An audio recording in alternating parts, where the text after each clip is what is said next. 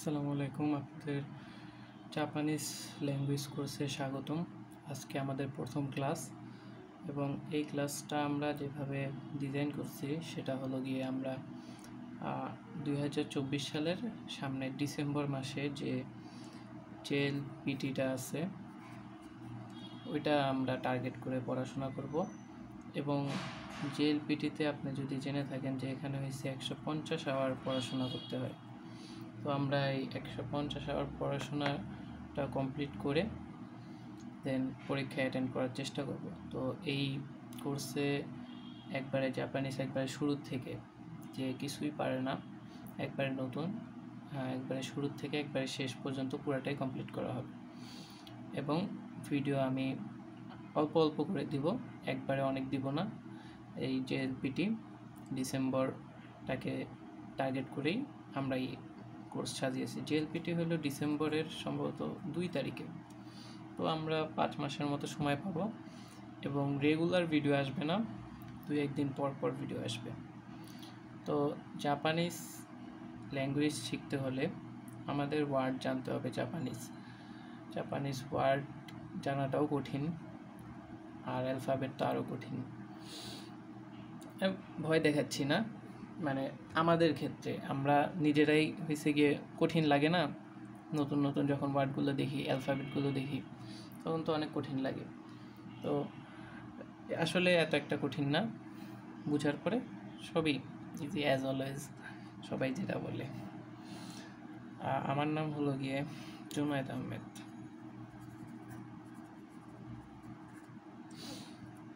এখন তো কোর্সটা যদি আমরা শুরু করি তাহলে অনেকে হয়তো যেতে থাকবেন। জাপানিজ নিহন মানে জাপান, আর এটার সাথে একটা গো যোগ করলেই হয়ে যায় জাপানিজ ল্যাঙ্গুয়েজ, নিহঙ্গো।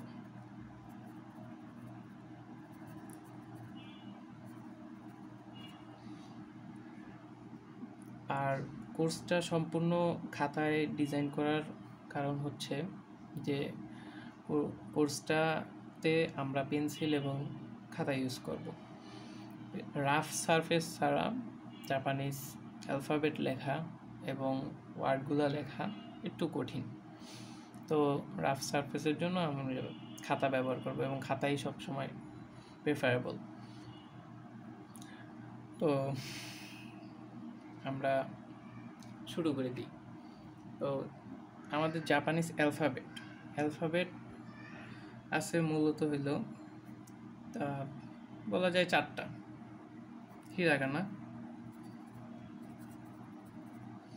হিরাগানা আছে, যেটা এরকম, এটা স্বরে আ না, এটা আ, এটা মতো আছে হয়েছে 46+। 2 নম্বর হয়েছে কাতাকানা, এটারও আ উচ্চারণ সেম, এটা স্বরে আকার না, আ। বাংলা দিয়ে জাপানি শেখাটা ইংরেজির থেকে তুলনামূলক ইজি। তো এটাও আছে 46+। আর আছে কানজি,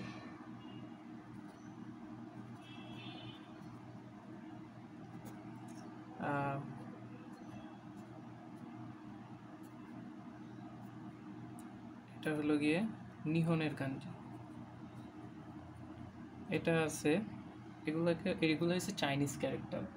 আপনি যদি জাপানিজ হিস্ট্রি জেনে থাকেন, সম্ভবত 900 শতাব্দীর আগে জাপানিজ যে ভাষাটা ছিল এটা জাপানিজ ছিল না, তখন চায়না এবং জাপান সেম ল্যাঙ্গুয়েজ ব্যবহার করত বোঝানোর ক্ষেত্রে। পরে এটার আবির্ভাব হয়, কিন্তু এই চাইনিজ ক্যারেক্টারগুলো, এগুলোকে আমরা বলি কানজি, এগুলো ঠিকই রয়ে গেছে।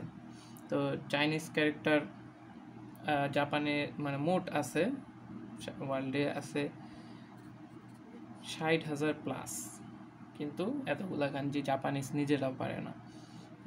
জাপানিজরা মূলত পারে 2 থেকে 3 কে কানজি। এই এতটুকু পারলেই আপনি পুরো জাপানের যত মানে ওয়ার্ড আছে সবই আপনি বুঝতে পারবেন। আর আমরা যেহেতু N5-কে টার্গেট করে পড়তেছি, N5-এ আছে মাত্র 120টা কাঞ্জি, তবে প্লাস মাইনাস করে 150টা ধরতে পারেন যদি আপনি ফুল প্রিপারেশন নেন, একবারে একটাও বাদ দিবেন না, তাহলে 150টা শিখলে একবারে 100% প্রিপারেশন আপনার হয়ে যাবে।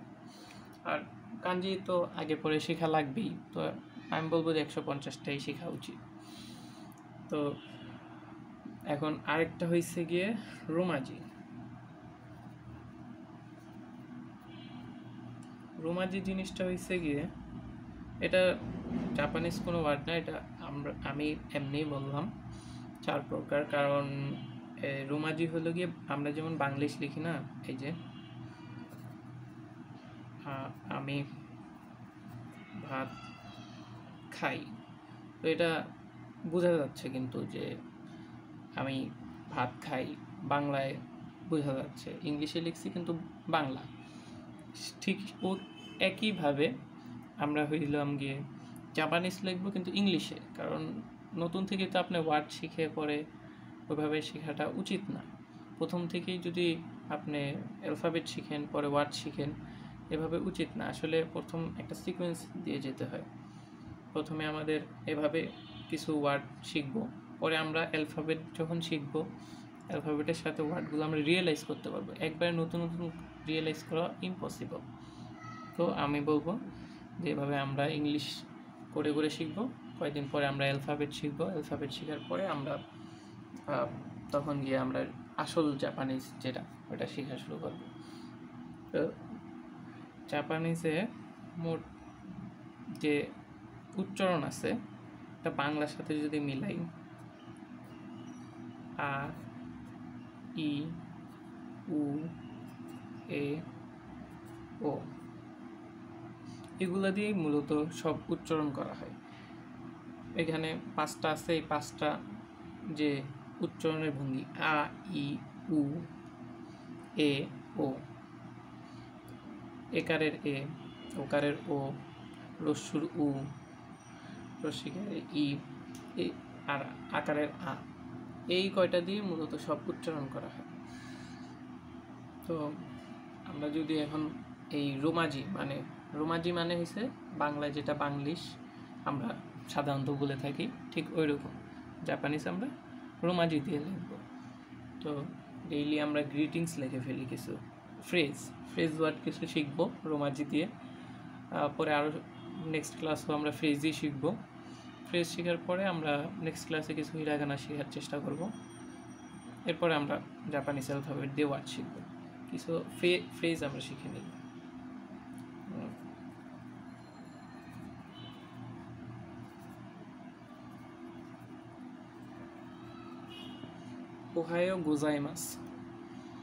ওহায়ো গোজাইমাসের অর্থ হলো গিয়ে গুড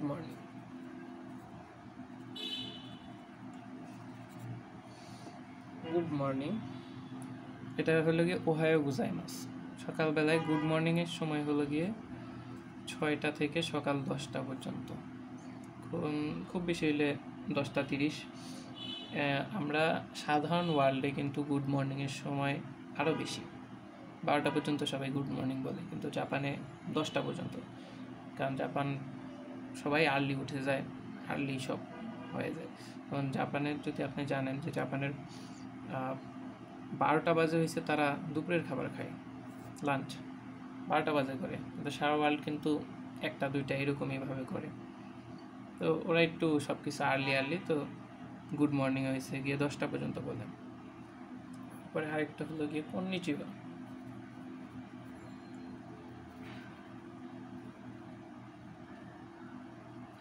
কন্নিচিবা হয়েছে গুড আফটারনুন।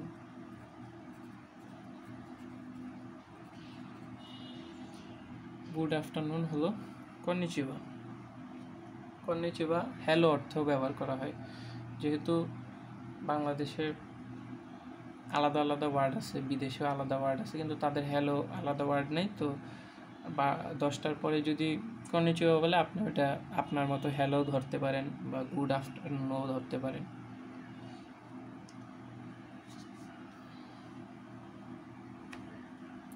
যদি হয় কোন বানওয়া,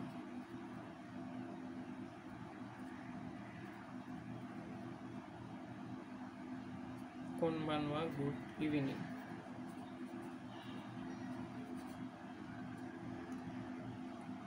গুড ইভিনিং কোন বানওয়া। এখন এন এবং বি যদি একসাথে থাকে জাপানিজে উচ্চারণ মাঝে মধ্যে এম এর মতো হয়। এন এবং বি একসাথে আছে বলে এটা অনেকে বলে কোম কোম বানওয়া।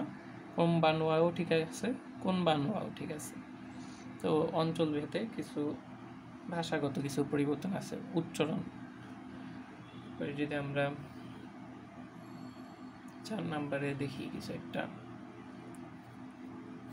ওয়া সুমি নাসাই, গুড নাইট।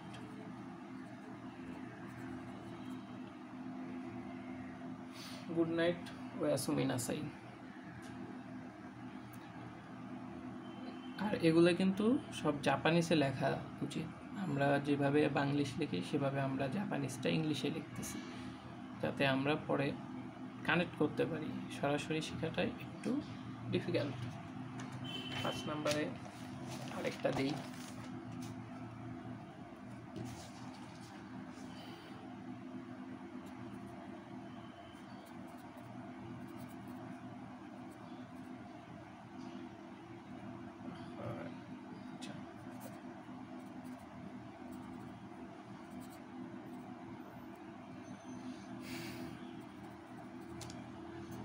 সায়োনারা। সায়োনারা হলো গুড বাই।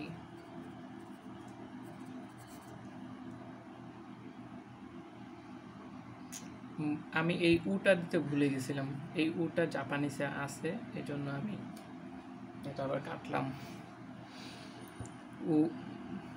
উটা এখানে কিন্তু উড্র আছে, কিন্তু তারপরও শেখার জন্য উটা দেওয়া উচিত, যেন আমরা হিরাগানা শিখলে সাথে সাথে এগুলোর সাথে ম্যাচ করে ফেলতে পারি। যেমন সা একটা ওয়ার্ড, ইয়ো একটা ওয়ার্ড, উ একটা ওয়ার্ড, না একটা ওয়ার্ড, রা একটা ওয়ার্ড, মানে অ্যালফাবেট, সরি। তো এই সবগুলো মিলে হয়েছে একটা ওয়ার্ড হয়। 6 নম্বরে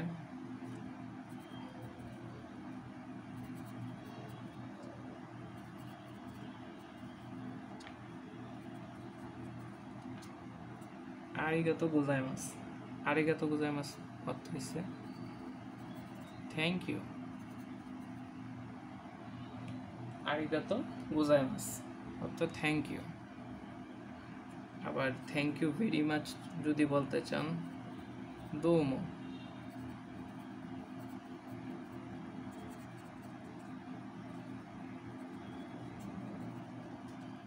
দোমো আরিগাতো গোজাইমাসু, থ্যাংক ইউ ভেরি মাচ।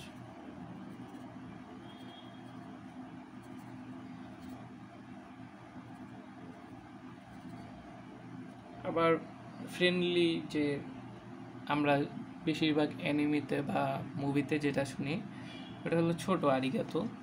আরিগাতো, এই যে আরিগাতো বা দোমো। দোমো বলে অনেক সময় কাউকে কিছু দেওয়ার পরে দোমো, দোমো, দোমো। আর আরিগাতো এটা হচ্ছে কি ছোট করে থ্যাঙ্কস। বন্ধু বা খুব ক্লোজ কেউ হলে এগুলো ব্যবহার করে। এখন মুভিতে তো সবাই ক্লোজই থাকে, সেজন্য এই ওয়ার্ডগুলো আমরা বেশি শুনতে পাই। এগুলো খুব কম ফর্মাল ওয়ার্ড, অফিসে কিংবা ভাইবা ইন্টারভিউতে এগুলো আরিগাতো গোজাইমাসু বা দোমো আরিগাতো গোজাইমাসু এগুলো ওই দিকে ব্যবহার করা হয় বেশি। আর আরিগাতো ধন্যবাদ বলার পরে আপনি উত্তর কি দিবেন?